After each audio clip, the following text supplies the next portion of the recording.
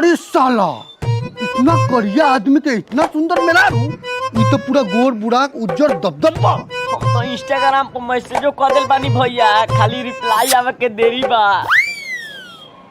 का रे दिहाड़ी कमा के चल अइले आ तोहर मौगी अलगे जुलुम जोतले बा। अब तोरा कमाए के का जरूरी बा? तोरा मौगी के अकाउंट में डॉलर आई, वो अमेरिका से। साला इतना समझाला के बाद आखिर तमाशा लगाइए दिल। चलो तनी एकरी बहन करा के मार कुदारी के मते फाड़ लेम अपने।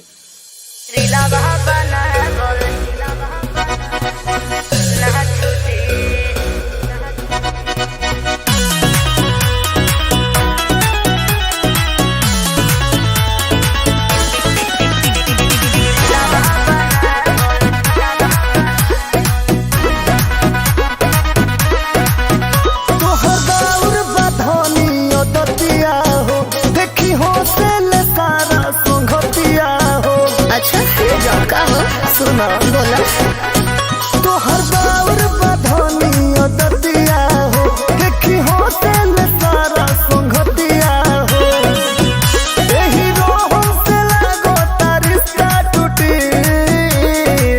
ए राजा हमार बात सुनी। और नैहर छोटे ससुरा छोटे भले फोनवा फोटे बाकी रे लगा बनावल ना छोटे बाकी रे लगा बनावल ना छोटे। अरे क्या कहलो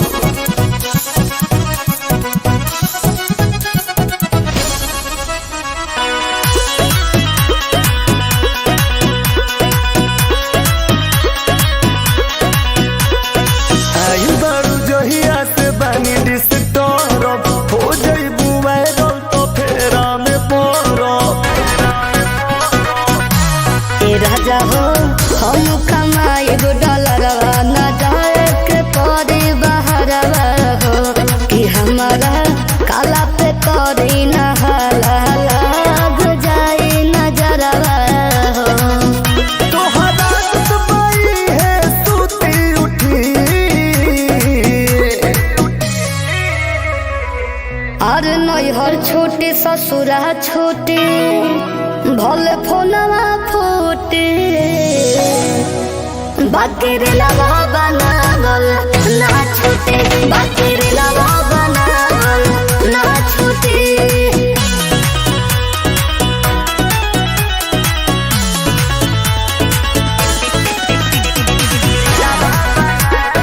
बाप रे बा हमर मेरा सुपरस्टार मनी मिराज के साथ है।